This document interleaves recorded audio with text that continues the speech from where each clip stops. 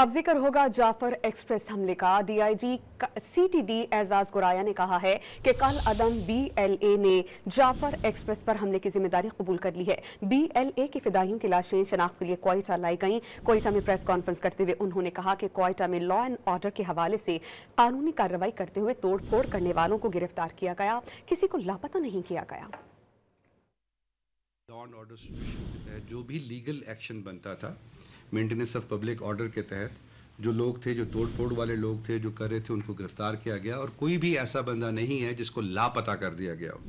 वो तमाम के तमाम लीगल प्रोविजंस के तहत जो एफआईआर्स में थे उनको एफआईआर्स में रिमांड लिया गया, जो मेंटेनेंस ऑफ पब्लिक ऑर्डर के तहत जिनको हमने हुदा जेल भेजना था उनको हुदा जेल भेज दिया गया।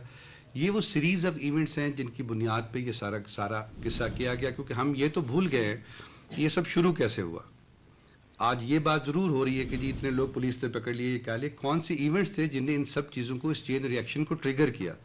That was the dead bodies of the 5 terrorist, जो कि क्लेम बीएलए खुद कर रहा है और जिसको नादरा ने जिसको बीएलए क्लेम कर रहा है, सेम को नादरा ने वेरीफाई किया कि ये फलां लोग हैं। पूरी दुनिया में कहीं पर भी इस तरह से नहीं होता कि दहशतगर्दों की आप ग्लोरिफिकेशन करें, उनकी डेड बॉडीज़ उठाकर वहाँ पे नारे लगाएं।